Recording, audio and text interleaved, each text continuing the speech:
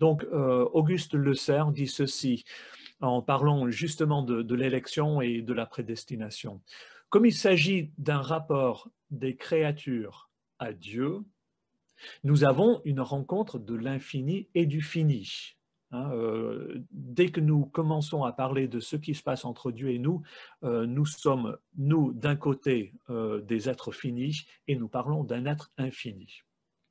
Tout cela avertit la raison finie, c'est-à-dire notre raison de créature, quand elle veut être raisonnable, qu'elle est dans un mystère qui doit la déborder.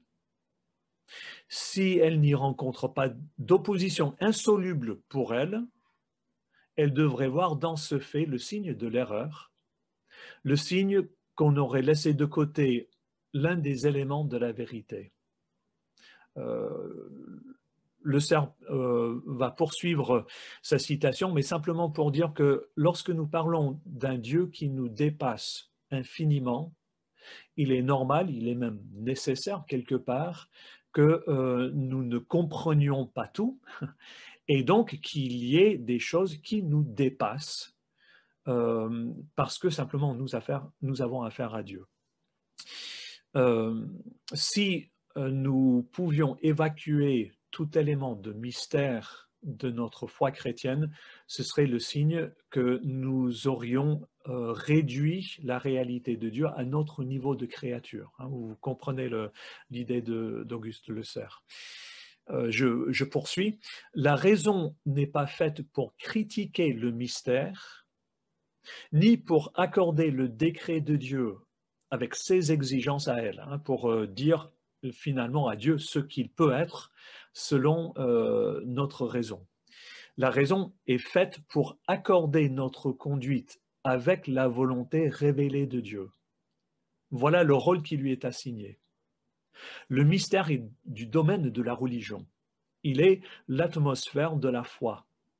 Sans elle, elle ne pourrait respirer et ne tarderait pas à périr faute d'air vivifiant. On ne peut plus adorer ce qu'on comprend. Voilà, il me semble que cette citation de Le Serre est essentielle pour comprendre la question de l'élection, de la prédestination, mais peut-être plus généralement pour comprendre tout ce que nous disons sur Dieu. Hein. Pensons à la confession du Dieu trinitaire. Comment Dieu peut-il être un et en même temps Père, Fils et Saint-Esprit? Il y a eu des tentatives tout au long de l'histoire pour réduire ce mystère à quelque chose que la raison peut comprendre. Et chaque fois qu'il y a eu cette réduction du mystère, eh bien, on a basculé dans l'hérésie. Il en est de même de la christologie, hein, la doctrine de Jésus-Christ. Comment pouvons-nous comprendre que Jésus-Christ est à la fois réellement un être humain comme nous, hein, en tout point comme nous, sauf le péché, hein, dit l'auteur aux Hébreux, de l'Épître aux Hébreux, et qu'en même temps, il soit réellement fils de Dieu, le Dieu vivant. Comment comprendre que Dieu et l'homme puissent exister en une seule personne sans qu'il y ait de confusion ou de mélange entre l'humanité et la divinité. Là où nous sommes en plein dans le domaine du mystère. Et donc cela veut dire que chaque fois que nous abordons une question sur Dieu, il y a forcément des choses qui vont dépasser ce que nous pouvons comprendre. Dans ce même sens, mais peut-être un tout petit peu en boutade, Emerson Pugh a écrit ceci, je le reprends d'un livre de Chalonnais, L'intelligence artificielle. Pugh qui dit ceci: si le cerveau humain était assez simple pour que nous puissions le comprendre, nous serions si simples d'esprit que nous ne pourrions pas le comprendre. Vous comprenez, notre cerveau humain nous dépasse. Hein, pour comprendre pleinement le fonctionnement de l'être humain, il faudrait que nous soyons plus qu'humains. Hein. Ce qui veut dire que déjà, en tant qu'être humain, nous ne pouvons pas totalement comprendre ce que nous sommes. Or, si nous ne pouvons pas comprendre ce que nous sommes en tant qu'êtres humains, comment pouvons-nous avoir la prétention de tout comprendre dans cette relation entre l'être humain et Dieu, le Dieu infini, hein? Il y a là 2 éléments qui déjà nous dépassent. Voilà, et je pense il est important de nous le dire avant d'aborder toute cette question de la prédestination et de l'élection. Voilà, donc en préambule. Maintenant, pour ce qui est de l'élection, on a souvent cette idée de Dieu comme un Dieu arbitraire, un Dieu tyran, qui se plaît à prédestiner les uns et, si je puis le dire comme ça, à faire gicler les autres, hein. Cette idée d'un Dieu un peu cruel. Et souvent, quand on parle de l'élection, on a tout de suite l'idée d'un Dieu un peu mesquin, d'un Dieu père fouettard, qui nous fait peur et qui nous amène à rejeter toute cette question de la prédestination ou de l'élection. Lorsqu'on regarde du côté biblique, on comprend qu'il faut un autre point de départ. Et donc ce soir, j'aimerais commencer par regarder le problème du péché, ce que l'Écriture dit au sujet du péché humain. Je prends quelques passages, 2 passages dans la Genèse d'abord. Donc après la chute, en Genèse 3, avec le mal qui se répand dans le monde, pensons au meurtre d'Abel par Caïn, eh bien, le péché prend des proportions de plus en plus grandes. Et à un moment donné, en Genèse 6, 5, nous lisons ceci. L'Éternel vit que la méchanceté de l'homme était grande sur la terre et que chaque jour, son cœur ne concevait que des pensées mauvaises. La traduction de ce verset est intéressante, puisque l'hébreu dit plus précisément que toute tendance des pensées de son cœur était seulement mauvaise tout le jour. Hein. C'est une description globale de l'ensemble de l'être humain. D'autant plus que le cœur, dans la Bible, ce n'est pas simplement notre affection, c'est vraiment le siège de l'intelligence, le siège de la volonté, le siège des décisions, hein. On parle vraiment de l'être humain dans son être le plus profond. Et c'est bien cette dépravation qui va amener Dieu à détruire l'homme par le déluge. Et on pourrait penser que suite au déluge, la situation a été réglée, mais qu'est-ce qui se passe lorsque nous trouvons de l'autre côté du déluge, donc après? Eh bien, nous lisons au chapitre 8 et au verset 20 et 21 que Noé bâtit un autel à l'Éternel.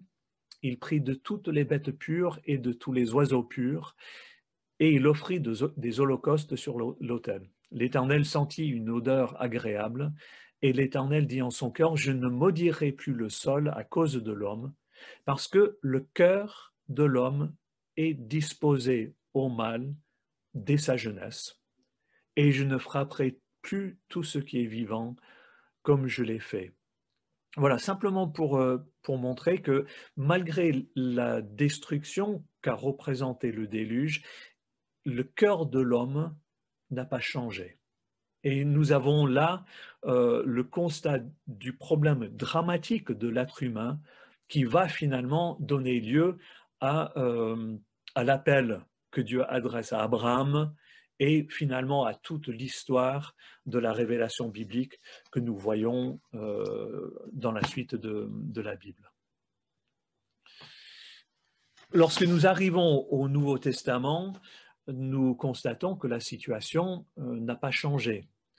En Éphésiens 2, verset 3, Paul, en parlant d'abord des Juifs, mais aussi des autres êtres humains, il dit ceci: nous tous aussi, quelque chose de très global, hein, nous tous aussi, nous étions de leur nombre, du nombre de ceux qui se fourvoyaient loin de Dieu, et nous nous conduisions autrefois selon nos convoitises charnelles, nous exécutions les volontés de notre chair et de nos pensées, et nous étions par nature des enfants de colère comme les autres.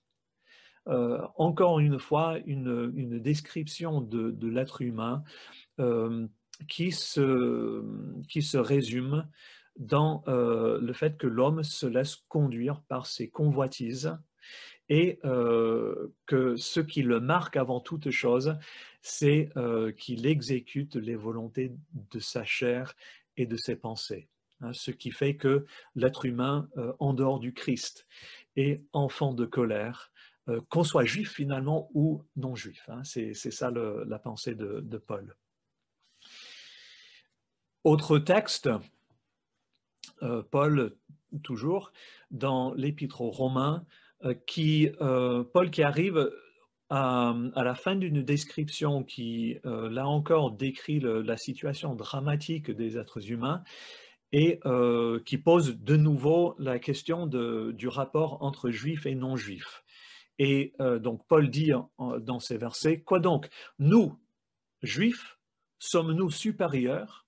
Absolument pas, car nous avons déjà prouvé que tous, juifs et grecs, sont sous l'empire du péché. Selon qu'il est écrit, et là Paul cite plusieurs passages de l'Ancien Testament, il n'y a pas de juste, pas même un seul. Nul n'est intelligent, nul ne cherche Dieu. J'ai mis cela en italique parce que parfois on a cette idée que l'être humain est naturellement porté à chercher Dieu. Paul dit le contraire. Tous se sont égarés, ensemble ils sont pervertis, il n'en est aucun qui fasse le bien, pas même un seul.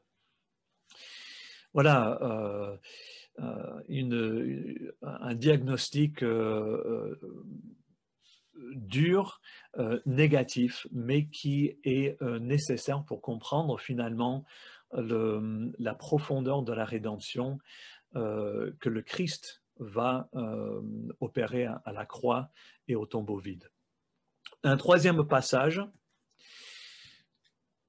donc toujours dans l'Épître aux Romains, au chapitre 8, les versets 5 à 8. En effet, ceux qui vivent selon la chair, c'est-à-dire ceux qui sont simplement des êtres humains en dehors du Christ, hein, ceux qui vivent selon la chair ont les tendances de la chair, ont les penchants de la chair, on pourrait traduire. Tandis que ceux qui vivent selon l'esprit, ceux qui sont en Christ, ont les tendances, les penchants de l'esprit. Avoir les tendances de la chair, hein, c'est-à-dire vivre en dehors du Christ, c'est la mort. Avoir celle de l'esprit, c'est la vie et la paix, car les tendances de la chair ou les penchants de la chair, la pensée de la chair, l'orientation de la chair, on pourrait traduire, sont ennemis de Dieu, parce que la chair ne se soumet pas à la loi de Dieu, elle en est même incapable. Hein. En dehors du Christ, en dehors de cette direction de l'esprit dont nous bénéficions en tant que chrétiens, cette soumission à la loi de Dieu, à la volonté de Dieu, est chose impossible. Or, ceux qui sont sous l'emprise de la chair ne peuvent plaire à Dieu. Voilà, on a là un diagnostic, comme j'ai dit, des plus sévères au sujet de l'être humain. On peut le résumer de la façon suivante. Le problème du péché, c'est qu'il ne touche pas seulement nos émotions et nos désirs. Il affecte notre intelligence et notre volonté. hein. Il affecte finalement l'orientation de notre existence de bout en bout. Il n'y a aucun domaine qui soit exempté des ravages exercés par le péché. Et cela est particulièrement vrai de notre positionnement vis-à-vis de Dieu, hein. Rappelons-nous ce que dit Paul, nul ne cherche Dieu, hein. Euh, un constat, encore une fois, sévère, mais qui nous est donné par la parole de Dieu. Ce qui veut dire que, en dehors du Christ, l'homme déchu, centré sur lui-même, ne veut pas mettre Dieu au centre de sa vie. Voilà donc le problème qui doit être, à mon sens, le point de départ pour nous poser la question de l'élection et de la prédestination. Je vais peut-être regarder le point suivant, après quoi nous pouvons ouvrir à quelques questions, hein. Donc, avec ce problème, vous comprenez le dilemme. Si Dieu disait, vous, les êtres humains, aimez-moi, choisissez-moi, je mets devant vous la vie, choisissez la vie, dans cette situation, que vont choisir les hommes? Eh bien, le problème de l'être humain, c'est que si Dieu lui donnait simplement ce choix et disait « à vous de jouer », la décision serait vite prise. L'homme, centré sur lui, veut rester centré sur lui. Et le problème, vous voyez que de l'élection, finalement, n'est pas que nous soyons en face d'un Dieu tyrannique qui veut tirer toutes les ficelles. Le problème de l'élection est finalement le problème de notre péché. C'est que si nous n'avions que notre choix que nous devions engager, à cause de notre péché, la tendance naturelle serait de refuser cette invitation de Dieu, hein. Autrement dit, pour reprendre le langage d'Ézéchiel, notre problème, c'est notre cœur. Ézéchiel parle du cœur de pierre, hein, en Ézéchiel 36. Que peut faire un cœur de pierre? Eh bien, un cœur de pierre est dur. Rien ne peut changer ce cœur. Et c'est là où on arrive au point suivant, donc la solution divine. Quelle est donc la solution divine face à ce dilemme de l'homme pécheur qui aura fatalement tendance à s'endurcir dans son obstination contre Dieu? Eh bien, la solution, c'est que Dieu lui-même va prendre en main de changer notre cœur. Je vous ai parlé d'Ézéchiel 36. Je vous lis ce passage, Ézéchiel 36, 24 à 26, où Dieu donne cette promesse à un peuple, donc Israël, qui est en exil précisément à cause de son refus chronique d'obéissance. Lorsque tout semble être au point mort, voici ce que dit Dieu: je vous retirerai d'entre les nations, je vous rassemblerai de tous les pays et je vous ramènerai sur votre territoire. Et là, c'est la fin de l'exil qui est promise, hein. Mais Dieu va plus loin. Il dit: je ferai sur vous l'aspersion d'une eau pure et vous serez purifiés. Et là, c'est Dieu qui passe à l'acte, hein. Je vous purifierai de toutes vos souillures et de toutes vos idoles. Je vous donnerai un cœur nouveau et je mettrai en vous un esprit nouveau. J'ôterai de votre chair le cœur de pierre, hein, le problème fondamental, hein, et je vous donnerai un cœur de chair. Et j'aurais dû mettre la suite de ce verset parce que le verset qui vient juste après est tout aussi important. J'ouvre vite ma Bible.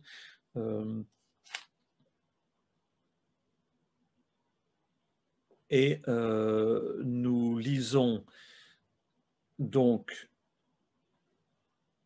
au verset 27 qui vient juste après. Je mettrai mon esprit en vous et je ferai que vous suiviez mes prescriptions et que vous observiez et pratiquiez mes ordonnances. Qu'est-ce qui va faire que le peuple de Dieu suive la volonté de Dieu? C'est le fait que Dieu va donner son esprit. Hein? Dieu va changer le cœur endurci et à la place d'un cœur de pierre, il va mettre un cœur de chair, c'est-à-dire un cœur disposé à se tourner vers lui. Un cœur désireux de le servir, un cœur désireux d'obéir. Et c'est ce que nous voyons dans le Nouveau Testament aussi. Donc, deux passages de l'apôtre Paul, 1 Corinthiens 2, 14, mais l'homme naturel, l'homme, c'est-à-dire en dehors du Christ, hein, l'homme naturel ne reçoit pas les choses de l'Esprit de Dieu, car elles sont une folie pour lui. Et il ne peut les connaître. Hein. L'homme, en dehors de la direction de l'Esprit, ne peut connaître les choses de l'Esprit, il ne peut pas les recevoir parce que l'homme naturel, quelque part, n'a pas les catégories mentales et spirituelles pour les recevoir. Pourquoi? Parce que, poursuit Paul, parce que c'est spirituellement, c'est-à-dire c'est à l'aide de l'Esprit qu'on en juge. Encore une fois, la solution à ce problème du péché, c'est le don de l'Esprit. C'est ce que nous voyons aussi un peu plus loin dans cette même épître, en 1 Corinthiens 12, les versets 1 à 3, où Paul parle d'un sujet un peu différent, puisque c'est des dons de l'Esprit qui va parler, mais il commence en parlant du don de l'Esprit tout court. Hein. Et il dit ceci: pour ce qui concerne les dons spirituels, je ne veux pas, frères, que vous soyez dans l'ignorance. Vous savez comment, quand vous étiez païen, hein, lorsque vous étiez en dehors du Christ, vous étiez entraînés et dévoyés vers les idoles muettes. C'est pourquoi je vous le déclare, nul, s'il parle par l'Esprit de Dieu, ne dit Jésus est un anathème. Et puis c'est surtout la suite qui est importante. Et nul ne peut dire Jésus est Seigneur si ce n'est par le Saint-Esprit. Autrement dit, et là évidemment Paul ne parle pas d'une confession faite du bout des lèvres, oh, Jésus est Seigneur. Non, il parle réellement de cette confession qui procède du cœur, qui procède de notre attachement réel à Jésus-Christ. Et là, il dit, nul ne peut dire Jésus est Seigneur, nul ne peut recevoir Jésus comme Seigneur si ce n'est par le Saint-Esprit. Quelle est la solution divine? Eh bien, pour que l'homme déchu veuille se tourner vers Dieu, il faut que Dieu lui-même arrache le cœur de pierre et qu'il le remplace par un cœur de chair. Il fait cela en donnant son esprit qui nous conduit à reconnaître Jésus-Christ comme Seigneur et à vouloir le servir, hein, en suscitant en définitive la foi, hein, puisque la foi c'est quoi? C'est cet attachement à Dieu en Jésus-Christ. Voilà, prenons quelques instants pour répondre éventuellement aux questions. Et là, la parole est à vous. Et puis, on poursuivra un peu plus loin sur les deux autres points. Alors, si vous voulez réactiver votre micro, pour ceux qui sont par téléphone, c'est étoile 6, si je ne me trompe pas. Voilà, donc je peux. Qui veut poser la première question? Moi, je veux bien réagir Ouais. à ce que j'ai entendu. Monsieur Cobb, lorsque vous dites que L'homme déchu, bien sûr, sans Dieu, ne peut pas venir à lui Mhm. parce que de nature, il n'y a rien en lui qui peut plaire à Dieu. Ouais. Donc, il faut que ce soit l'Esprit Saint qui change son cœur soit changé de cœur de pierre en cœur de chair. Mais c'est là que le mystère, pour moi, est encore plus grand. C'est que si c'est l'Esprit Saint qui touche le cœur des hommes pour qu'ils viennent à Dieu, là, on entre dans quelque chose de prédestiné. C'est bien ça, c'est bien cela. Et là, on va justement en parler dans dans la dernière partie. Donc, je ne veux pas trop Oui, vendre d'accord. la mèche, comme on dit. Mais effectivement, vous avez bien suivi jusque-là, parce que le problème, enfin, toute la question de l'élection se pose, non pas parce que Dieu est tyrannique, mais à cause de notre état déchu en Adam. Hmm. Hein. Et là, effectivement, on bute quelque part contre le mystère. Mais vous avez bien suivi le raisonnement, me semble-t-il, le raisonnement biblique, hein, me semble-t-il, jusque-là. Claudia? Non, c'est clair comme de l'eau de roche, mais il y a quand même une question à laquelle je pense, c'est qu'il y a des gens qui sont attirés par Dieu et des gens qui ne le seront jamais. On n'arrivera jamais, enfin c'est pas qu'on n'arrivera jamais, c'est que ça paraît très difficile que ces personnes soient attirées par Dieu. Ouais, Et c'est là où je me pose un peu la question quand même. ouais. La question est excellente et je propose peut-être de revenir par la suite parce que effectivement, c'est là où on voit les retombées pratiques de cette question, hein. Et c'est prévu justement pour la dernière partie. D'accord. C'est bien, vous suivez tous, hein, c'est formidable. Voilà, je vous propose peut-être de faire un pas de plus si vous voulez bien. Je reviens donc au partage de l'écran. Passons au point suivant, qui est un tout petit peu une question à part, mais qui touche clairement à cette question de l'élection et de la prédestination. Et c'est la question de la liberté. Qu'est-ce que la liberté? On a souvent cette notion de la liberté comme, je dirais, un indéterminisme radical dans notre choix entre le bien et le mal. Hein. C'est-à-dire que pour que l'homme soit libre, il faut qu'il puisse choisir sans aucune détermination, sans aucune influence extérieure entre le bien et le mal. Et nous disons que si cet indéterminisme radical n'est pas là, eh bien finalement l'homme n'est pas libre. Hein, c'est la définition philosophique de la liberté et c'est souvent cette idée avec laquelle nous opérons lorsque nous parlons de la liberté de choisir Dieu. Donc, la question est posée et j'aimerais y répondre par 4 autres questions. Et là, vous pouvez intervenir. Donc, je vais inviter Denis à réactiver les micros. Mais première question, on peut même faire un sondage là-dessus. À votre avis, Jésus était-il libre? Jésus que nous connaissons, que nous voyons à toutes les pages des évangiles, Jésus était-il libre? Alors, facilitons les choses. Est-ce que quelqu'un pensait que Jésus n'était pas libre? Voilà. Libre. Comment? Oui, nous pensons bien qu'il était libre. Ben voilà, je pense qu'on peut même dire que s'il y avait un être humain qui était libre, Bien sûr. c'est bien Jésus-Christ. Mais regardez ce que Jésus dit dans l'évangile de Jean en particulier. En Jean 5, verset 30, Jésus dit « Moi, je ne peux rien faire par moi-même. Selon ce que j'entends, je juge, et mes jugements est juste, parce que je ne cherche pas ma volonté, mais la volonté de celui qui m'a envoyé.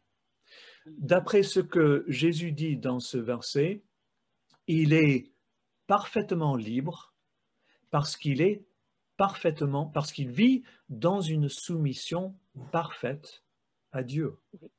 À Dieu. Et ce n'est pas le seul passage. On trouve toute une série de passages comme ça dans l'évangile de Jean. Deuxième passage, Jean 8, 28.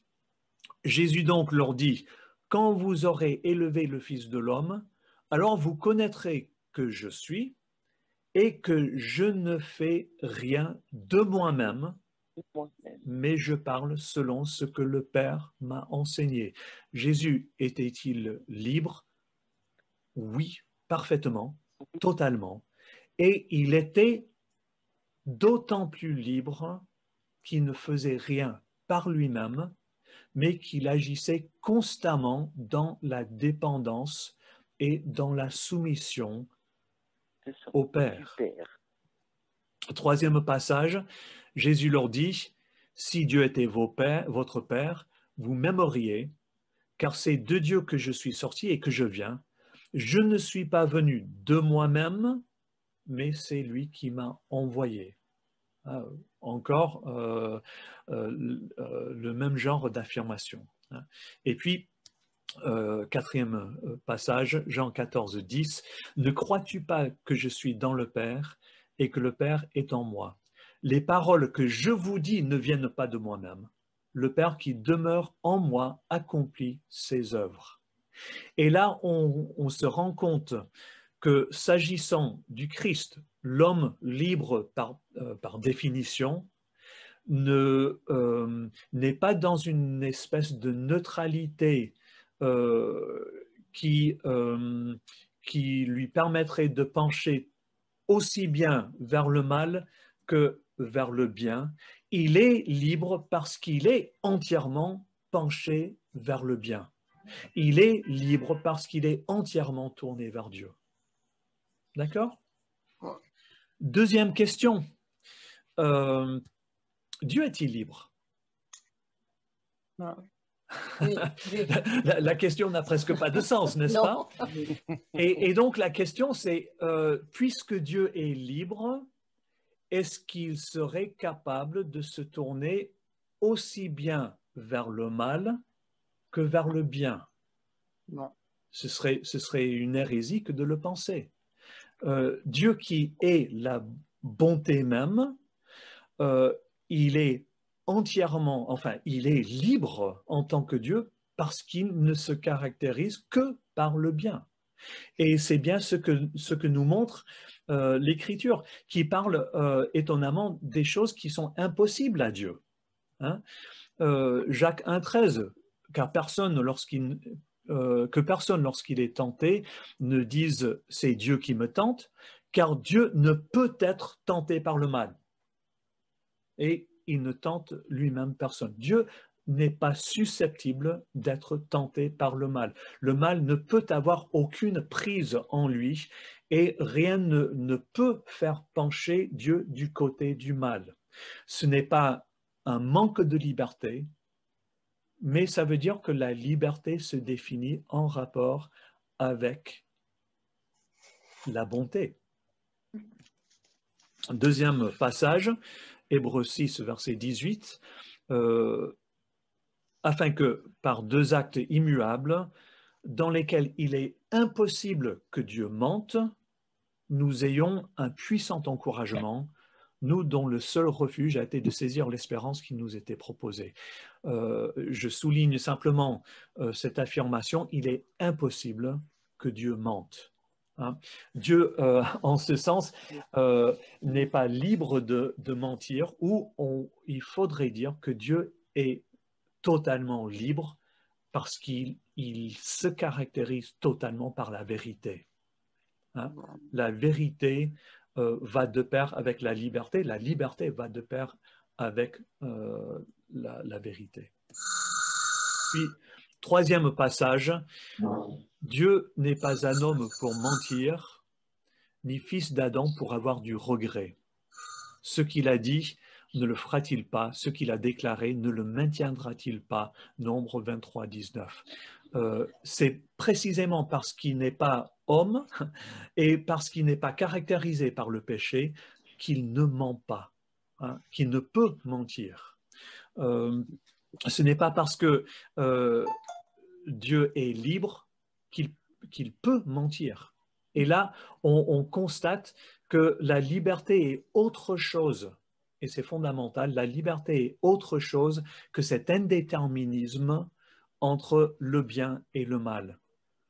La liberté est quelque chose qui se trouve d'abord en Dieu. Hein? Troisième question, et les poissons? Les poissons sont-ils libres? Alors, c'est un exemple que j'utilise souvent avec mes étudiants. Et là, il faut un peu d'imagination, mais imaginons un poisson dans l'eau. Et ce poisson évolue dans le cours d'eau où il est né. Et un jour, il a cette pensée, ah, je suis tellement contraint par cette eau qui m'environne, je ne suis pas libre. Je vais exercer ma liberté et je vais sortir de l'eau pour respirer l'air libre. Le poisson saute de l'eau et arrive sur la berge. Est-ce qu'il est libre? Non. Non, Non. il meurt. Ouais. Pourquoi? Eh oui. Parce qu'il est sorti de ce pourquoi il a été créé. Autrement dit, le poisson n'est libre que dans l'environnement pour lequel il a été fait. Et là, on comprend le problème de la liberté humaine. Hein. Nous sommes libres dans la mesure où nous vivons dans la dépendance vis-à-vis de Dieu, dans la mesure où nous vivons dans cet attachement, dans cette soumission pleine d'amour à Dieu. Et le drame du péché, c'est que dans le jardin, Genèse 3, l'homme, comme le poisson, a dit un jour, j'ai envie de vivre libre, j'ai envie de sortir de ce cadre pour lequel j'ai été créé. Ce qui lui est arrivé, ce n'a pas été la liberté, ça a été la mort. Hein? Donc la question c'est finalement où la liberté existe-t-elle? Eh bien, bibliquement, vous avez compris la réponse, hein, c'est en Dieu.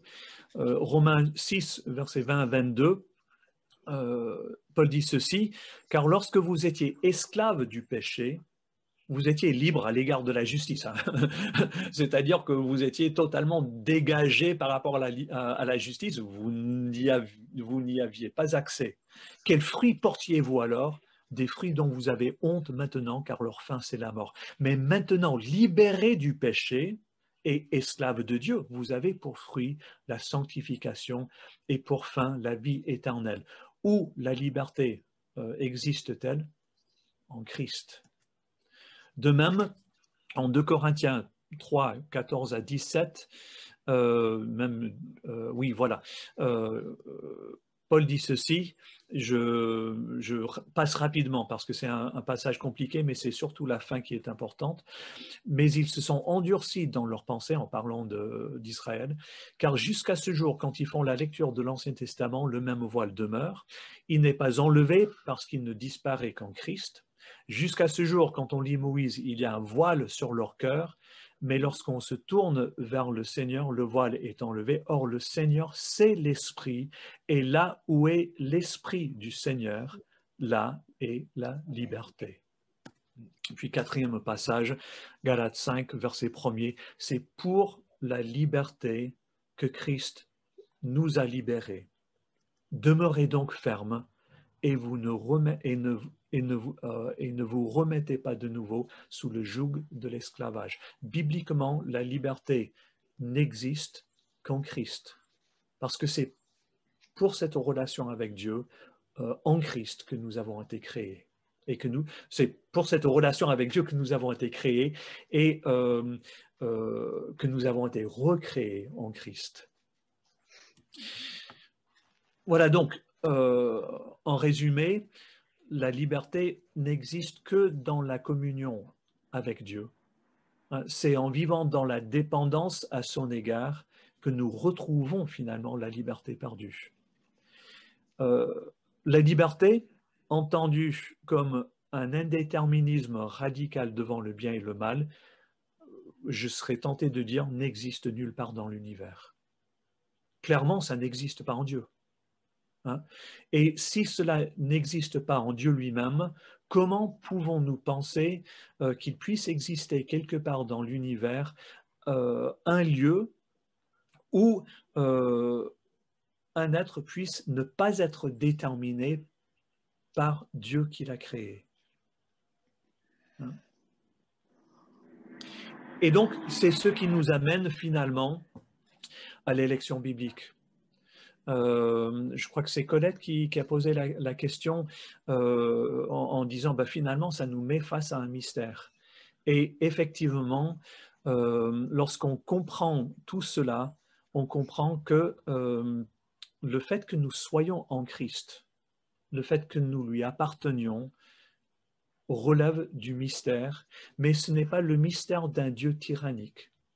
C'est le mystère d'un Dieu qui, au lieu simplement de dire aimez-moi, bon sang, faites tout votre possible pour venir à moi, au lieu d'un Dieu qui s'est contenté de cela, eh bien, nous avons un Dieu qui s'est attaché à nous dans l'éternité déjà.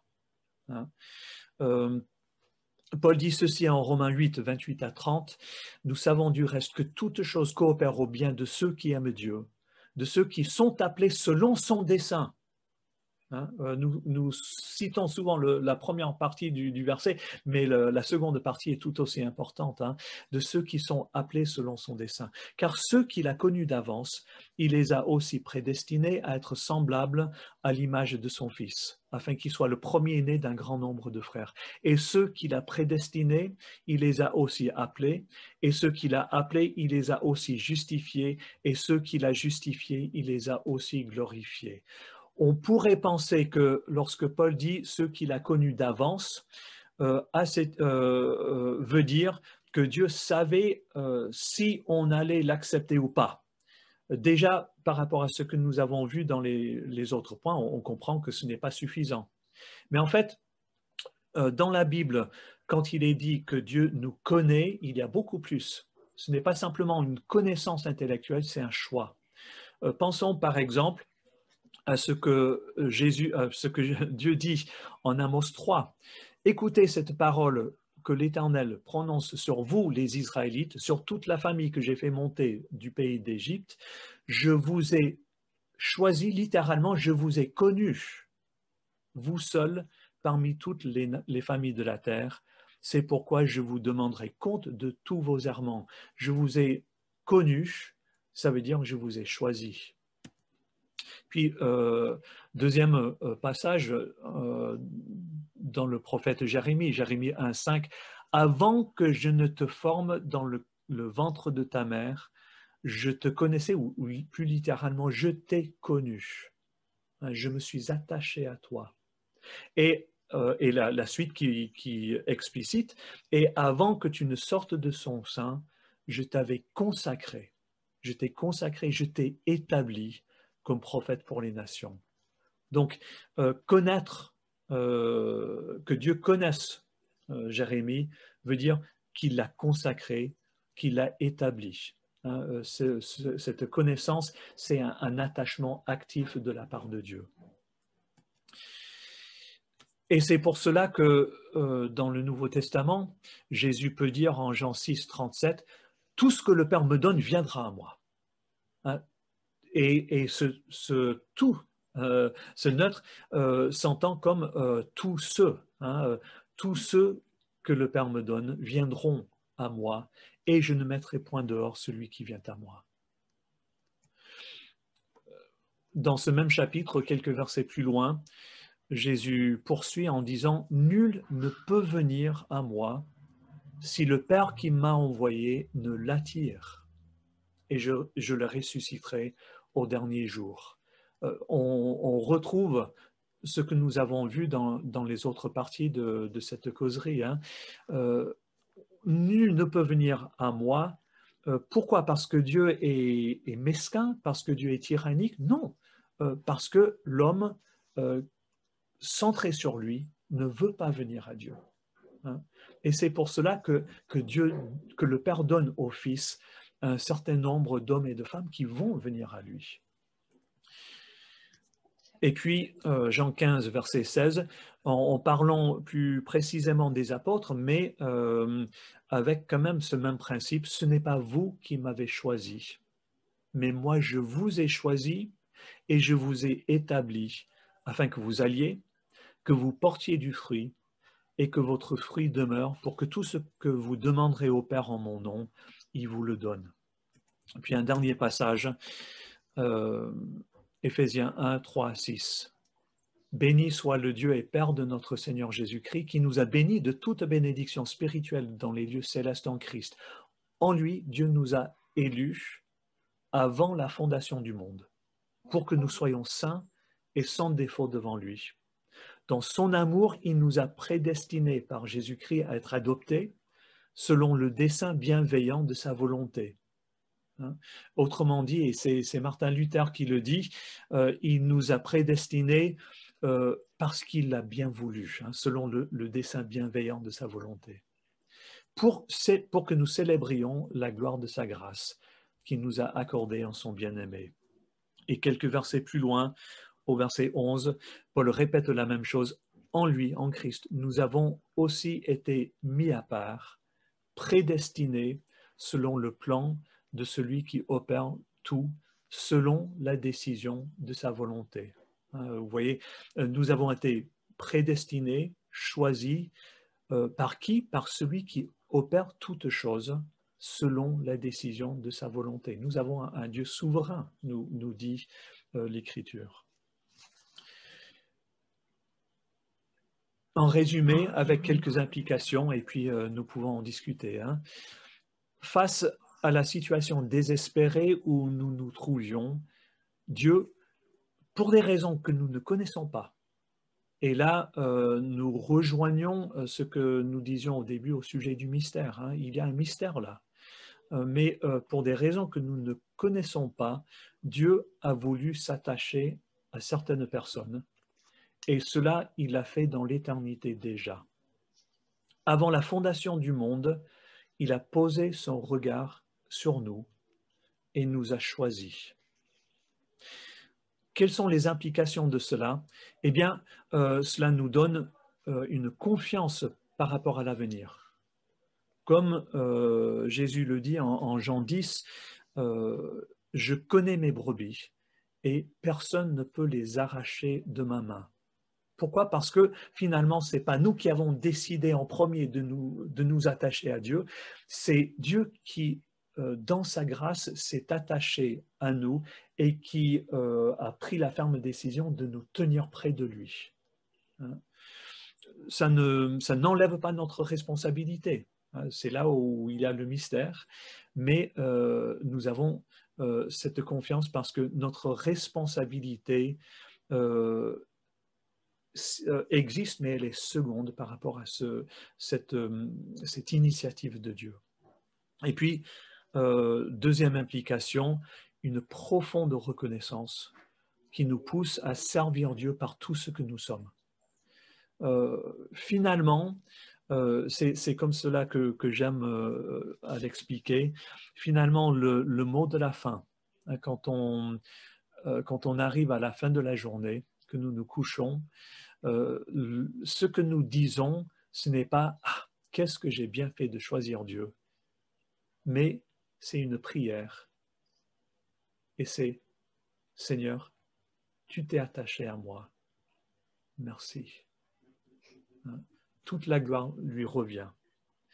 La question a été posée par rapport aux autres. Et c'est vrai que nous n'avons pas de réponse. ce que nous savons, c'est que Dieu aime les hommes, le Dieu souverain aime les hommes, il nous appelle à prier pour eux, il nous appelle à être témoins auprès d'eux, mais il nous appelle aussi finalement à déposer cela entre ses mains. Puisque une chose est claire, c'est que ni vous ni moi, nous ne pouvons entrer dans le cœur d'autrui. Et la grâce et l'encouragement pour nous, c'est que si nous avons la responsabilité d'être témoins, et c'est une responsabilité, eh bien, en même temps, nous pouvons nous en remettre. Nous qui ne pouvons pas entrer dans le cœur d'autrui, nous pouvons nous en remettre à celui qui est capable d'entrer dans le cœur de l'homme. De celui seul qui est capable de changer le cœur de pierre en cœur de chair. Et ce que nous demandons, c'est que dans sa grâce, dans sa sagesse, dans sa bonté, il veuille le faire pour les membres de notre famille qui ne connaissent pas encore le Seigneur, pour nos amis, pour nos collègues de travail, etc. Et que Dieu que Dieu œuvre à travers nous lorsque humblement nous apportons ce témoignage. Un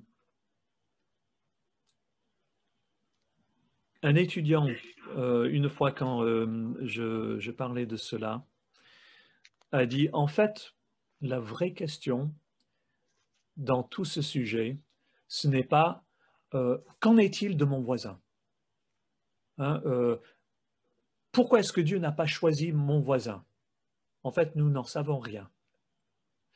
Mais la vraie question, c'est pourquoi est-ce que Dieu m'aurait-il choisi? Moi. Et vous voyez, là, de nouveau, la question de l'élection ne nous renvoie pas à un Dieu tyrannique qui se plaît à faire gicler les uns. Le propos de l'élection, c'est que alors que moi je fuyais loin de lui, alors que moi je ne voulais pas de lui, pour des raisons que j'ignore totalement, il s'est attaché à moi. Je termine juste par une petite bande dessinée que mon fils m'a rappelé tout à l'heure. C'est d'un éminent théologien Calvin, enfin Calvin et Hobbes, qui dit ceci, qui se trouve devant une fleur, qui dit « Tu veux de l'eau, hein? J'ai ici un grand arrosoir plein d'eau, mais c'est à moi de décider si tu auras de l'eau ou non. Je contrôle ton destin. Toute ma vie est entre tes mains. Sans moi, tu es comme morte. Sans moi, tu ne... » Et voilà qu'il se met à pleuvoir. J'ai donné ça parce que ça donne une idée de la caricature que nous avons souvent du Dieu qui prédestine, du Dieu qui élit. Cette caricature en ce qui concerne Hobbes, Calvin et Hobbes, je n'en sais rien, mais cette caricature en ce qui concerne Dieu est à rejeter absolument. L'élection dans la Bible va de pair avec notre incapacité, mais aussi avec le Dieu d'amour. Voilà. Peut-être quelques minutes pour les questions, si je n'ai pas abusé de votre patience. Merci beaucoup, Cobb. Denis, as-tu une question? Ah oui, j'ai bien apprécié, vraiment. Donc, c'est tout est grâce, quoi, pour ainsi dire. C'est ce que j'ai compris. C'est, voilà, ça nous est donné. Tout à fait. C'est grâce. Voilà, c'est tout ce que c'est très bien, vraiment formidable. Merci. Merci. Tout est grâce, hein, comme c'est bien dit à la fin d'un journal du prêtre de campagne, hein, d'un curé de campagne. Hein. Mais en même temps, c'est ce que je trouve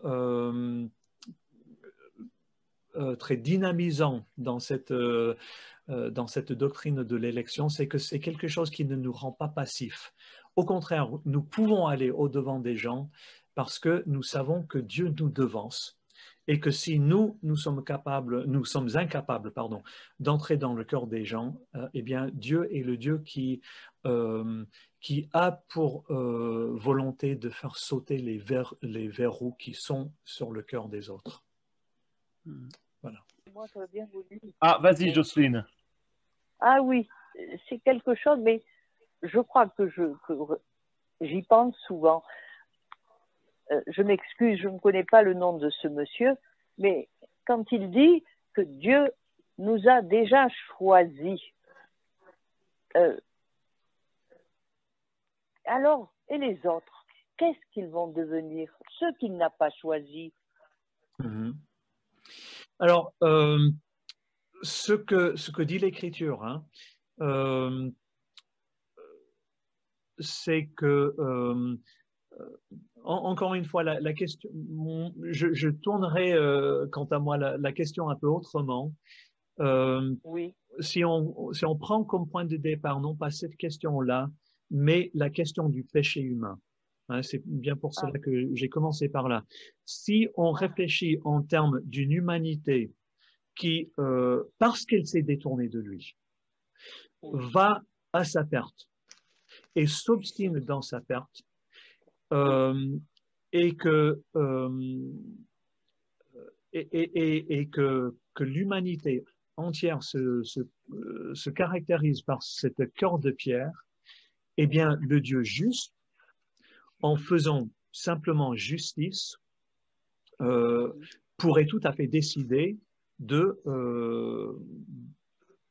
la perdition de tous. Hein, et c'est bien ce que nous voyons par exemple en Romains 5, où Paul dit que à cause de la faute d'Adam, tous nous naissons, nous vivons et nous mourrons dans la condamnation. Et donc la question n'est pas qu'en est-il des autres, mais la question c'est pourquoi est-ce que Dieu ne décide pas simplement de détruire l'humanité tout entière. Et la seule réponse à cela, c'est qu'il veut faire d'un peuple l'objet de sa grâce. Pourquoi? Et en fait, la seule... quelque part, on est dans une alternative de tout ou de rien si nous y appliquons notre raisonnement humain, hein, humain trop humain, hein, comme disait Nietzsche. Oui. C'est-à-dire si nous trouvons que Dieu est injuste en condamnant certains, alors que l'humanité se caractérise totalement par le péché, la seule autre alternative serait qu'il sauve tous. Et le problème, c'est que l'Écriture ne nous autorise pas à faire cette conclusion-là. Hein, l'Écriture parle de la condamnation et de la perdition, malheureusement, d'une grande partie de l'humanité. Ce n'est pas à nous j'aurais envie de dire, de rejeter la sagesse de Dieu. Oui. Mais en même temps, ce que nous... Et c'est là, quelque part, où d'une certaine façon, c'est une question qui n'a pas lieu d'être, parce que finalement, la question que nous avons à nous poser, qui doit se poser de façon concrète, vis-à-vis des membres de notre famille, vis-à-vis de notre entourage, vis-à-vis de nos amis, de nos collègues au travail. La question n'est pas est-ce que Dieu a décidé de leur perdition ou de leur salut, c'est qu'est-ce que le Seigneur veut que je fasse pour apporter le témoignage, sachant que Dieu veut utiliser ce témoignage pour sa gloire. Oui, je vous remercie. Alors, à ce propos, moi, j'ai une autre question. C'est que, justement, on peut entrer dans une espèce de fatalisme en disant, ben voilà, c'est pas la peine que je prie, je sais pas, moi, pour mon voisin, par exemple, parce que son cœur est dur, il rejette Dieu. Mais parce que ce que vous avez cité, c'est de toute éternité, nous avons été donc élus. de toute éternité, avant la création du monde. Donc, si cette personne, elle n'a pas été élue, j'entre dans cette espèce de fatalisme qui me fait dire, mais pourquoi je vais aller prier pour cette personne et intervenir vraiment dans la prière et tout ça. Donc là, je ne sais pas où me situer par rapport à ce que vous avez dit. Oui.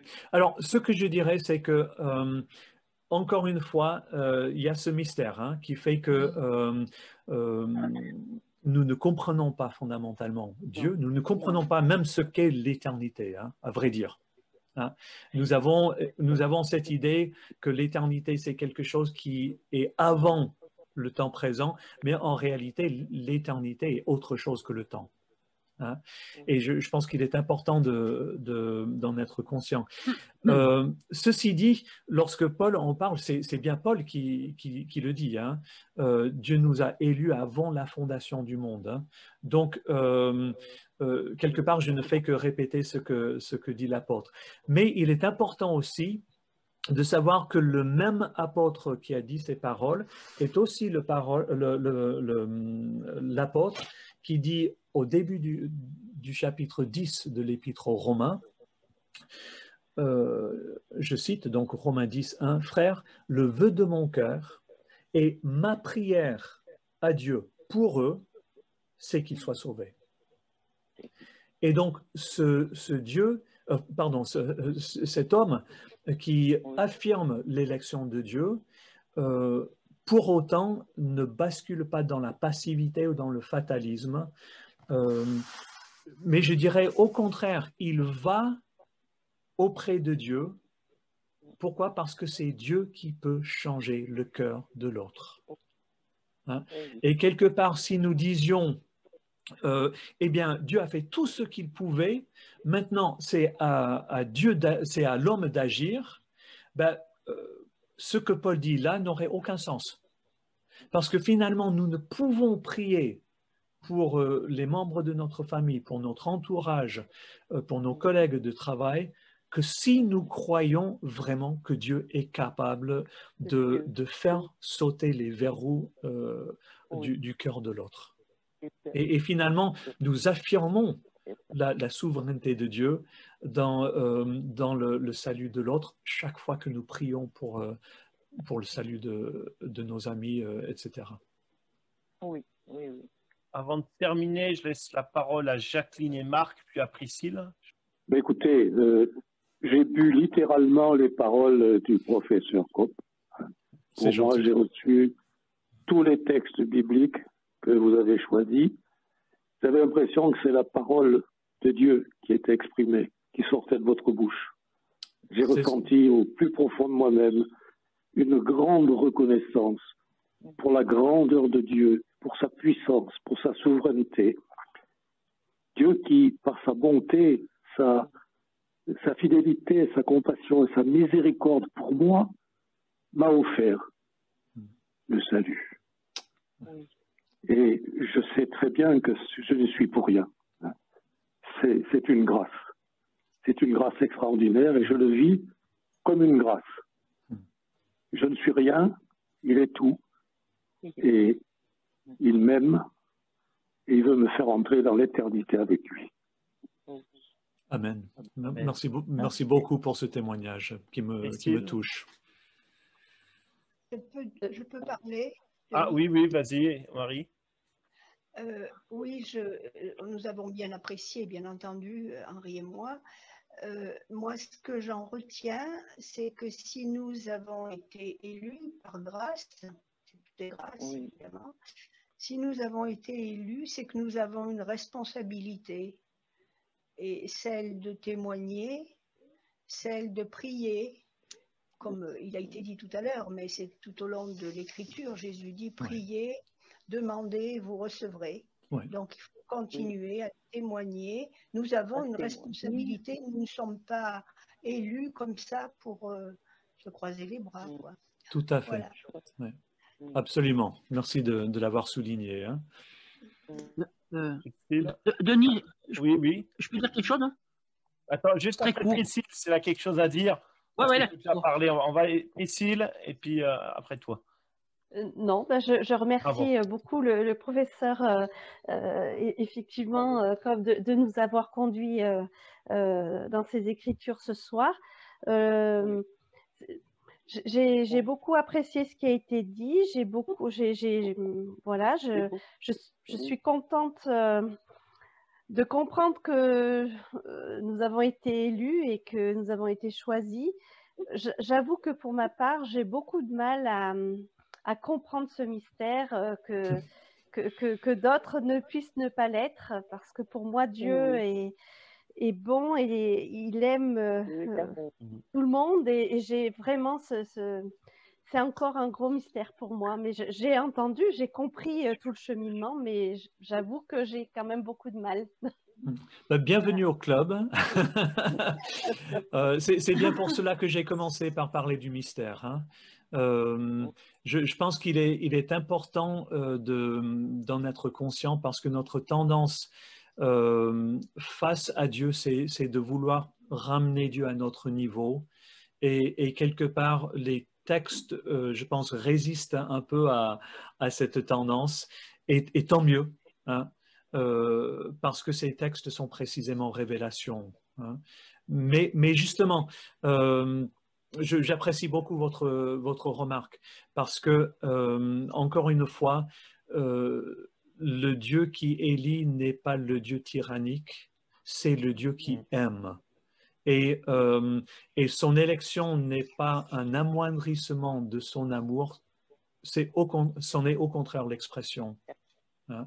Même si nous ne comprenons pas tout, même si nous ne comprenons pas l'articulation entre notre responsabilité qui est vraie, qui quelque part en ce qui nous concerne est totale, mais et d'un côté et l'amour de Dieu de l'autre. Voilà. Merci. Denis? Oui, ben moi ça me fait envie, suite à ce que ce monsieur a dit, d'aller dans la pièce retirée, comme Jésus le dit, et de le remercier vraiment le Seigneur pour qu'il se penche sur moi, et voilà, c'est ça surtout. Et j'ai envie de dire merci, quoi, et de remercier le Seigneur de m'avoir choisi, quoi. C'est tout. Merci. Merci. Sinon, moi, en tant qu'évangéliste, quand j'étais à la faculté Jean Calvin, je pense que c'était Paul West qui nous avait dit ça, il a dit que la prédestination, c'est aussi comprendre que l'autre se convertit pas grâce à moi, mais grâce à Dieu. Et que si moi, j'ai échoué à l'évangélisation d'un tel, Dieu fera en sorte qu'un autre puisse. Et il disait, il est important d'évangéliser. Il ne faut pas se dire, j'arrête d'évangéliser parce que de toute façon, un autre le fera. Il faut le faire parce qu'on sera jugé aussi de ce qu'on aura fait et pas fait. Mais qu'on n'a pas sur nous le poids de dire, c'est à cause de moi qu'un tel ou un tel ne s'est pas converti. Voilà, je ne sais pas ce que tu en penses, Cobb, mais... Donald, oui. Schneider, je pense que je vais tout à fait dans ce sens.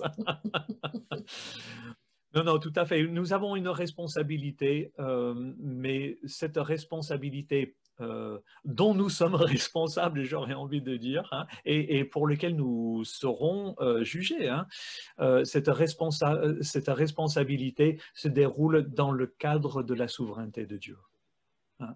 Et cette souveraineté de Dieu ne détruit pas notre responsabilité, elle ne la rend pas fictive ou chimérique, mais elle la situe dans une réalité qui est beaucoup plus grande que nous, qui est la réalité de Dieu. Et fort heureusement, quelque part. Eh bien, amen. Je peux ajouter une chose, c'est Marc. Oui, vas-y. Vous avez parlé, Denis, de notre témoignage. Hein.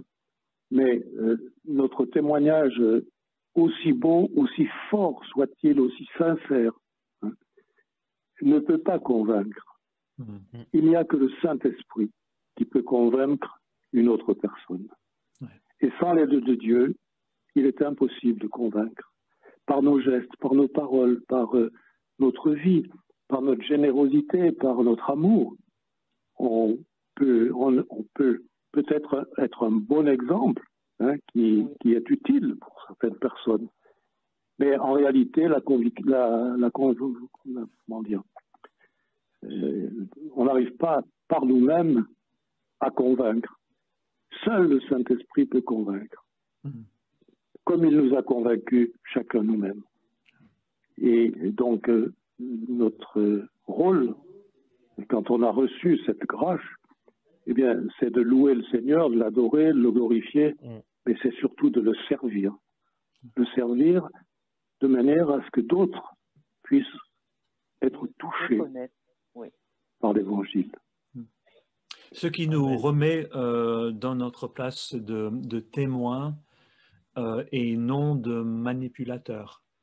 C'est aussi là un bienfait de cet enseignement biblique sur l'élection, c'est que ça nous délivre de cette tentation d'exercer une sorte de manipulation psychologique pour que nous convainquions l'autre. Nous sommes témoins, nous sommes appelés à être convaincants et convaincus, comme quelqu'un dit, mais en même temps, nous restons honnêtes, nous ne cherchons pas à violer l'autre. Hein. Non. Parce que Dieu est celui qui se charge finalement de changer les cœurs de pierre en cœurs de chair, et pas nous. Oui. Amen. Ouais, merci beaucoup pour cette remarque. Merci, merci. Voilà, on va clôturer ce temps autour de la prédestination.